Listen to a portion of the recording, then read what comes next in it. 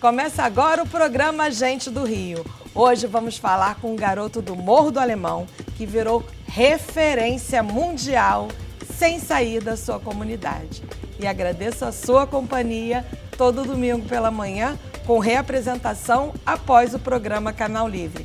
E se você está assistindo pelo nosso canal do YouTube, Band Rio, não esqueça de curtir e deixe um comentário também. Vamos adorar saber a sua opinião. Ele acaba de ser escolhido um dos 10 maiores líderes mundiais da próxima geração no mundo. O título foi conferido pela revista semanal de maior circulação do planeta, a norte-americana Time.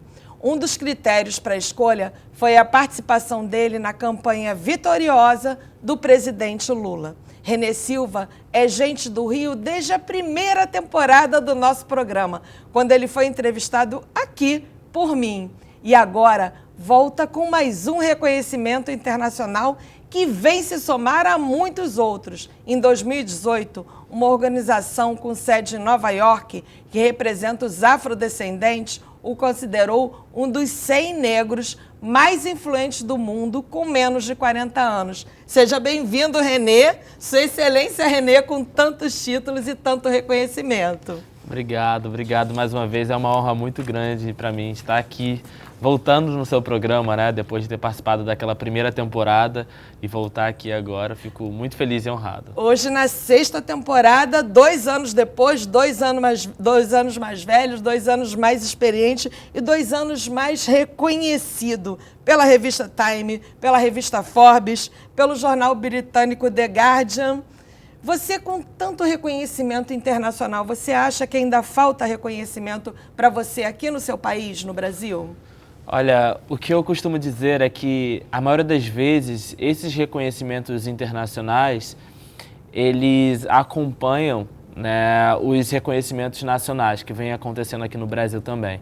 Mas, na maioria das vezes, é preciso que aconteça esses reconhecimentos de fora do Brasil, para que a mídia, as empresas, os empresários, né, o setor brasileiro comece a valorizar também o que a gente tem aqui de bom. A maioria das vezes esse reconhecimento vem de fora primeiro e depois começa a pulverizar aqui dentro também. Então é uma dificuldade que a gente tem enquanto brasileiros de reconhecer nossos próprios talentos, né, as nossas próprias lideranças também. Agora vamos falar de representatividade. Depois da polêmica do STF, se vai uma ministra mulher, negra, agora, finalmente, o presidente Lula escolheu a primeira mulher negra num Tribunal Superior Eleitoral. A advogada Edilene Lobo foi a escolhida. Isso é o avanço que você esperava? Essa representatividade no governo Lula está avançando da maneira que você esperava? Tá sim, inclusive, assim, a gente tinha uma expectativa muito grande em relação ao STF também. Pois é. Né? Era uma expectativa que o movimento negro como um todo acompanhava de perto, né, as indicações e tudo mais, mas infelizmente não foi possível. Mas agora com o TSE, isso tem um simbolismo muito interessante, porque é a primeira mulher negra, né? Então isso abre espaço para que outras mulheres negras, para que outras pessoas pretas estejam também nesse espaço, né? Para que não seja a primeira, para que seja a primeira de muitas e não seja a única. Então isso abre um espaço e mostra para a população preta brasileira, para os jovens, para as crianças, para todo mundo, que é possível, né? Que a gente consegue chegar nesses espaços também, que a gente consegue furar essas bolhas que na maioria das vezes são de pessoas brancas, são de pessoas muito bem-sucedidas da sociedade brasileira. Então a gente precisa desse tipo de representatividade e eu imaginei que isso fosse acontecer no governo Lula, porque havia muitas promessas, né, para os movimentos, havia muitas promessas para a população preta, que foi quem mais votou no presidente Lula, também para que tivesse esse avanço acontecendo no TSE, seja no STF, em outros espaços também. Nós temos uma ministra negra oriunda de comunidade do Rio, que é a Aniele Franco, né? É uma representante do Rio de Janeiro, uma representante negra e uma representante das comunidades, às quais você dá voz, né? Exatamente. A Aniele, né, assim, eu tenho um prazer e uma honra de ser amigo dela, né? Eu conheço a Aniele já há muitos anos, a gente já troca muitas ideias, nós temos uma amizade, né? Ontem mesmo a gente estava conversando no WhatsApp, então a gente tem uma amizade muito longa e ter a Aniele ali como ministra da igualdade racial do nosso país é de um simbolismo tão grande, né? Depois da perca da sua irmã, da Marielle Franco, de ter sido assassinada aqui no Rio de Janeiro. É um simbolismo e, ao mesmo tempo, é uma resistência. Mostra que a gente pode e deve estar nesses espaços e trabalhando e fazendo. A Aniele, que é professora de inglês, né? Ela tem doutorado, mestrado, ela tem tudo que você possa imaginar. Estudou, morou muitos anos nos Estados Unidos, estudou lá fora. E quando ela volta, foi atleta, né? E continua praticando lá, vôlei de praia, lá em Brasília, ela consegue fazer isso. E ela consegue trazer toda a bagagem dela, todo o histórico dela, né, de vida, de estudo fora do Brasil e no Brasil, para que ela possa levar para o Ministério e assim pulverizar pelo Brasil como um todo. Então, a atuação da Aniele tem uma importância não só simbólica, mas na prática, na realidade também, né, de trazer resultados e melhorias para a população preta desse país. Essas pessoas, todas essas pessoas negras, você também estão abrindo espaços, né, como você falou, abrindo espaços para novas lideranças. Que novas lideranças a gente, a imprensa, a sociedade precisa conhecer das comunidades? Olha, acho que tem muita coisa acontecendo hoje nas favelas do Rio, nas periferias como um todo do nosso país, que precisam de visibilidade, precisam ser mostradas, né? Outro dia eu estava no Complexo da Maré, num evento do metaverso e tal, e falando sobre futurismo, afrofuturismo, né? Discutindo sobre tudo isso. E aí eu conheci pessoalmente o Jean, que é o criador, né, de 2050, que é uma iniciativa muito interessante lá na favela, na Zona Sul, numa das favelas da Zona Sul, que traz uma realidade, né, de favela também para dentro do metaverso, para esse mundo virtual. Está todo mundo falando agora, metaverso, é isso, é aquilo, inteligência artificial, né? Essa discussão está pulsando muito na mídia como um todo. E o Jean, que tem uma iniciativa muito importante lá, né, de disseminar isso para os outros jovens dentro da favela, também tem outras iniciativas, né? Tem a Tuane, do balé lá do Complexo do Alemão, Tuane Nascimento, que ensina as meninas e as mulheres lá da favela do Morro do Adeus a aprender o balé, e não só balé, mas também a cidadania, né? Então tem muitas lideranças surgindo hoje e que a mídia, os veículos de comunicação, as empresas, empresários, o governo precisa conhecer e saber quem são os novos líderes desse país, né? Quem é essa geração nova? Tem a geração do TikTok agora, tem a geração do Reels, tem a geração das redes sociais como um todo, mas tem a geração de líderes que está fazendo muita coisa e que precisa também ser vista. E você tem esse papel de dar visibilidade, você é o porta-voz dessas pessoas, né? Virou o porta-voz dessas pessoas. E aí você tinha o jornal Voz das Comunidades no alemão, e aí o jornal já se expandiu. Você tem toda uma abertura aqui com a gente, com a imprensa, com os meios de comunicação, e agora você vai fazer o podcast também do Voz das Comunidades. Exatamente. Já tem aplicativo, quer dizer, jornal, aplicativo e agora podcast. Exato. A gente está criando um podcast justamente para contar o que acontece dentro das favelas e que as pessoas não sabem, né? Tem muita gente que está assistindo o programa, por exemplo, que nunca foi numa favela, não sabe qual é a realidade da favela, só vê através do que sai na televisão.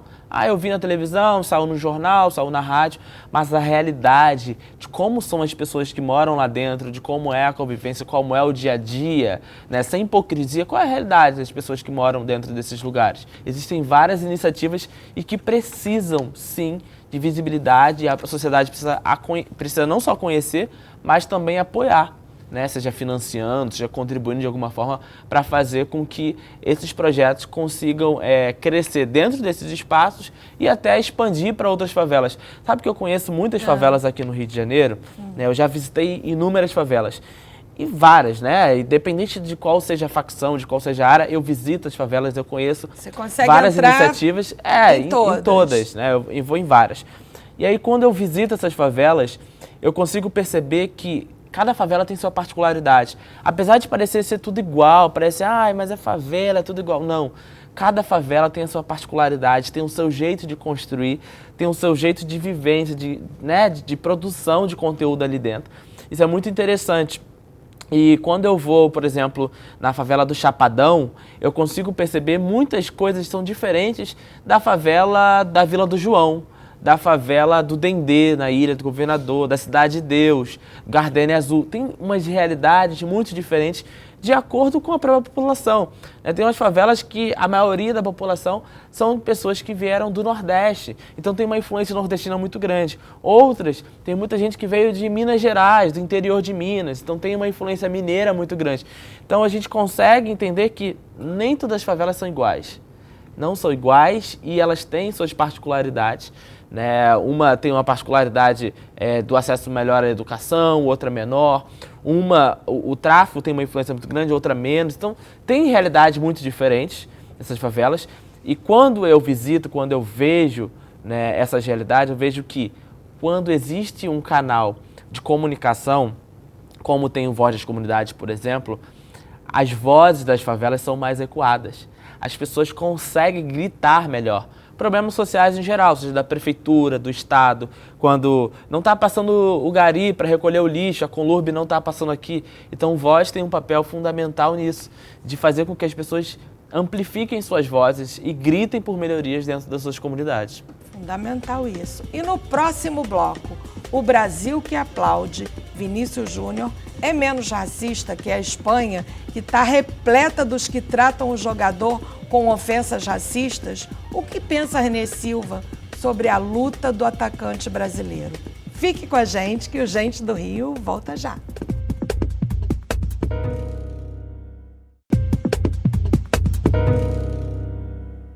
Estamos de volta com o Gente do Rio, conversando hoje com o meu colega jornalista e editor do Voz das Comunidades, Renê Silva. Renê, você falou das diferenças entre as favelas, as comunidades aqui do Rio de Janeiro.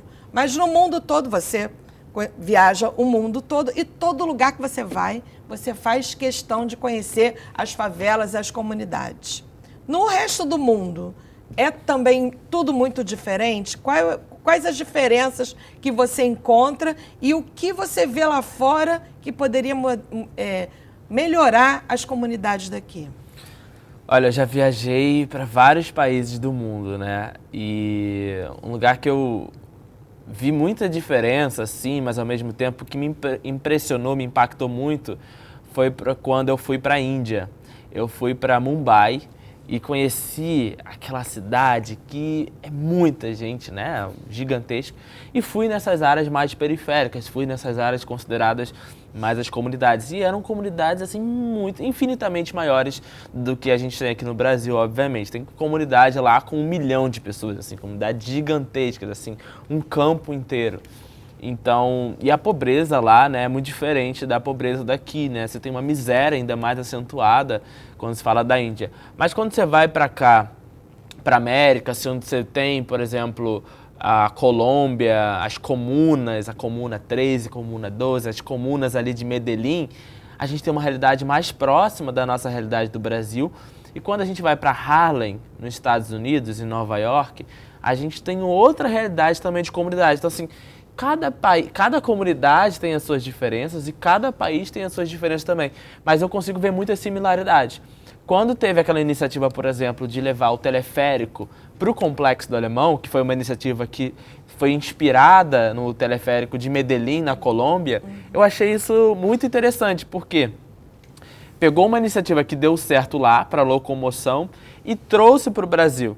Mas aí quando traz para o Brasil, quando traz para a nossa realidade, acho que falta muito interesse do poder público de fazer as coisas acontecerem.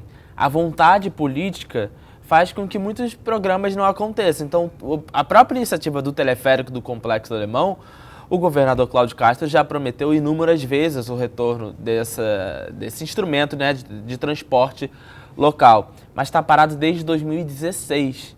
Quando a gente para analisar, olha quanto tempo já o teleférico do Alemão está parado. São 6 anos, quase 7 anos já parado, vai fazer 7 agora em setembro, que não funciona, e um desperdício muito grande do dinheiro público. coisa que estava diminuindo, por exemplo, no bolso das pessoas que moram dentro do Complexo do Alemão. Tinha uma economia muito grande financeira ali de transporte local, porque você diminuía, você não precisava pegar um ônibus, você pegava um teleférico, você chegava rapidamente na sua casa, economia de tempo, economia de dinheiro. E são soluções que a gente já vê que já existem em outros lugares do mundo, em outras comunas, em outras comunidades de modo geral, e quando são trazidas para cá, para o Brasil, falta interesse do poder público de fazer a manutenção e de fazer esse serviço continuar funcionando. É uma política pública excelente, que vai ao encontro do que a comunidade precisa e do que a população como um todo apoia, mas quando na prática precisa do poder público, precisa do governo, do Estado, da prefeitura, não funciona. 18 anos depois, o Voz está fazendo, esse mês de julho, está completando a sua maioridade. Qual é o tamanho do Voz hoje? Como é que a gente compara o Voz de 18 anos atrás com o Voz de hoje? Quantas pessoas emprega? Qual é o tamanho que esse projeto tomou? Olha, o Voz, quando a gente olha para 2005, lá quando ele surgiu, a gente vê uma iniciativa de um papel A4 dobrado, uma coisa bem pequenininha. Ainda não tinha, nos 2 primeiros anos eu fiz sozinho. Eu tinha apoio da diretora da escola, dos professores, mas não tinha uma estrutura como a gente tem hoje. Hoje, o Voz de Comunidade, a gente tem 35 colaboradores fixos que contribuem diariamente na nossa redação, seja na nossa sede do Voz de Comunidade no Alemão ou em outros lugares, nas suas próprias casas também. Tem muita gente que trabalha de home office. E a gente tem 35 colaboradores fixos que contribuem com o jornal impresso, que contribuem com o aplicativo, contribuem com o site, contribuem com a produção de conteúdo audiovisual. Toda essa produção de conteúdos, toda a área de impacto social, que são as ações de Páscoa, Natal, Dia das Crianças, Arraiado Alemão, que a gente fez agora recentemente. Que foi um grande evento que dá uma visibilidade, né, muito grande, teve cobertura, enfim, muitas fotos, muitos rádio, jornal, TV. Exatamente. Então, hoje o Voz cresceu, ele está com uma projeção muito maior. Então, o Arraiado Alemão é um grande exemplo, que quando a gente fez ele em 2011, a primeira vez, chamado Arraiá da Paz, foi logo assim que chegou ao PP, que chegou à pacificação, chamava-se Arraiá da Paz. E nessa iniciativa, o Voz já tinha 5 anos. Hoje o Voz tem 18, a gente está muito mais maduro, obviamente, nós aprendemos e evoluímos muito com o passar do tempo. Então, a estrutura que a gente tem é outra. Então, por exemplo, nós tivemos, assim como em 2011, esse ano, em 2023, nós tivemos o apoio do governo do Estado, né, para a colocação das estruturas dentro do evento. Né? Então, assim, é necessário que a gente critique o governo do Estado, que a gente critique a prefeitura, né, o poder público como um todo sobre as mazelas que são deixadas nas favelas, mas também reconhecer quando há iniciativas do Estado que fazem acontecer. Renê, com tantas atribuições, como é que é o seu dia a dia? A que horas você acorda? 29 anos, como é que você se diverte? Como é que é o seu dia a dia? O que você faz na sua vida? Olha, eu procuro sempre estar rodeado, né, dos meus amigos, né? Não só das pessoas que fazem parte da equipe do Voz, mas de outros amigos também, né, que eu tenho próximos, e a gente vai pro cinema. Eu tenho um dia a dia, né, de jovem que vai... Acorda cedo, acorda tarde? Acordo cedo, eu acordo bem cedo. Malha? Não tô malhando, não, mas... Malha, agora é treinar. Malha já é uma expressão ultrapassada. Não, eu não tô treinando, mas eu já pretendo entrar na academia, né, já até conversei com meus amigos sobre isso, né, pela nossa saúde, obviamente. Mas lê as notícias, como é que você se informa? Eu acordo, no meu cotidiano, né, no meu dia a dia, eu acordo cedo.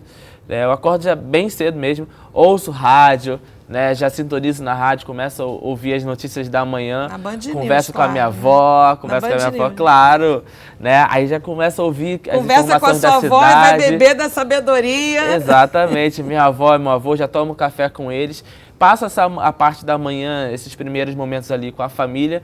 Logo depois eu vou para a redação, vou para o escritório, né, tenho esse contato mais próximo com a minha equipe para saber o que está sendo feito, como está sendo produzido, né, seja a área de impacto social ou a área de jornalismo. Já entro nos grupos do WhatsApp, já vou saber o que está acontecendo, como está acontecendo. E o meu dia a dia, né, a minha agenda, ela é muito complexa, porque Além do Voz de Comunidades, eu tenho outros negócios e eu também faço palestras, então eu acabo viajando muito pelo Brasil. Quais os outros negócios? Olha, hoje meus outros negócios eu tenho o Container, que é uma casa de show que fica lá no Complexo da Penha. Eu já até falei, inclusive, no outro programa sobre, que é uma iniciativa de inserção da própria favela no cenário cultural da cidade. Tanto que lá é um ponto turístico, é um ponto cultural da cidade do Rio de Janeiro. E aí eu tenho o Container, eu tenho o Morro de Alegria, que é um outro evento que a gente tem feito em várias favelas do Rio de Janeiro. A gente está levando para São Gonçalo nesse mês de julho. A gente já levou para o Morro do Chapadão, já levou para Cantagalo, em várias favelas do Rio de Janeiro, que a ideia é fazer com que os shows que não acontecem geralmente dentro das favelas possam acontecer. Também tem um restaurante, tem uma hamburgueria lá no Complexo do Alemão, de hambúrguer artesanal, né, que o meu sócio, o meu tio Rafael, ele cuida, ele toca dessa parte operacional e eu fico nessa gestão também. Então eu tenho outros negócios que eu acabo me dividindo, né, no meu dia a dia, além dessas viagens pelo Brasil. E com essa trabalheira toda, como é que se diverte?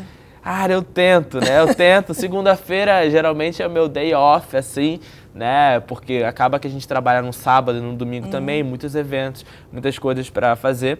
Mas na segunda-feira, geralmente, eu tiro um dia off ali para poder encontrar os amigos, ir para um rodízio, ir para o cinema, né? E fazer uma coisa mais divertida ali. Além dos shows que acontecem no final de semana, que o Rio de Janeiro é uma cidade que pulsa show, que pulsa evento, né? Tem muita coisa acontecendo.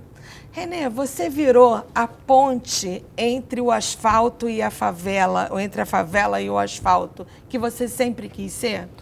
Olha, eu ainda não. Eu acho que ainda falta, né? Tanto que eu tenho alguns novos projetos para que isso aconteça. O podcast é um projeto desse. Eu quero muito que, através do podcast, muita gente que não mora na favela saiba dessa realidade. Mas eu também tenho agora um projeto novo, que é de uma revista física. A ideia dela ser uma revista física é justamente para que ela chegue nas mãos das pessoas que não moram nas favelas, mas que elas possam saber o que acontece da favela. Eu acho que ainda tem muita coisa para ser explorada no âmbito da comunicação e da comunicação de favela. A favela, ela pulsa e respira muita inovação, muita tecnologia, muita coisa boa acontece ali dentro, mas que as pessoas não sabem.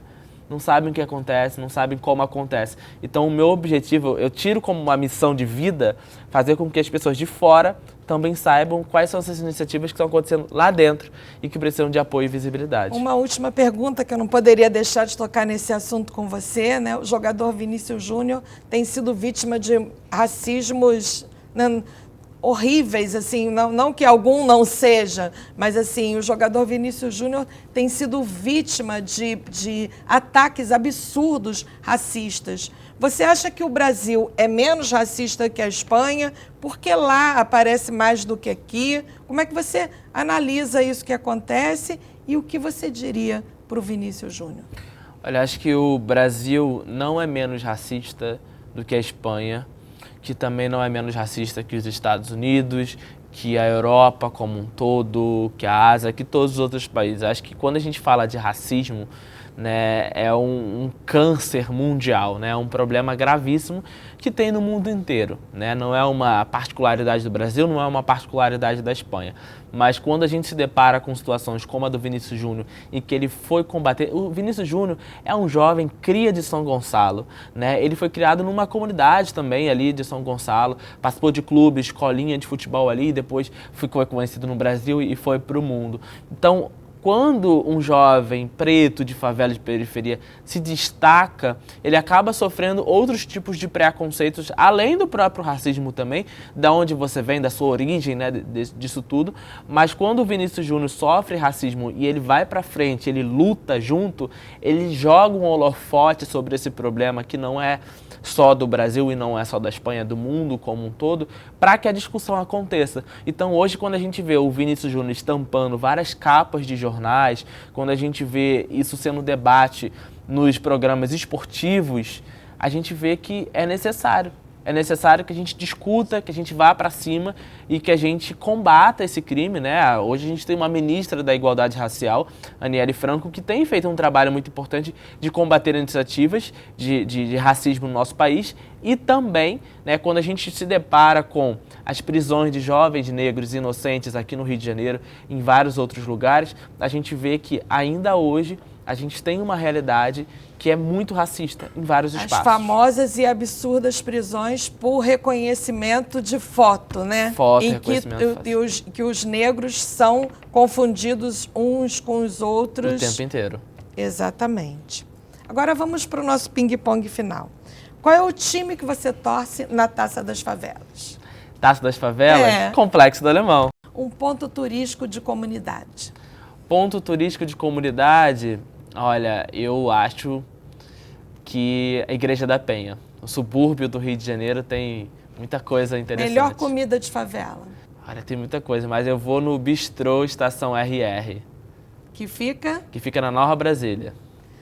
Melhor bar de comunidade. Melhor bar, Bar do Davi. Uma frase que a sua avó sempre te diz e que você carrega sempre com você. Ai, minha avó fala tanta coisa inspiradora, mas acho que quando ela fala que... Ela me alerta muito, né? Uhum. Então, sobre tudo, sobre várias coisas. Então, o que eu sempre carrego comigo é ela... Preste atenção nessas pessoas, algumas pessoas que me cercam ali, que ficam ali ao meu redor. A minha avó, ela sempre tem algumas frases, então ela fica preocupada comigo, coisas do tipo, mas... Preste atenção em com quem você anda, com né? quem você anda, né? Se liga aí e tal. Ela sempre medo. Medo. Eu tenho medo de perder minha avó, minha mãe. E um sonho? O sonho é que cada vez mais as favelas tenham acesso à comunicação. A democratização de comunicação das favelas é muito importante.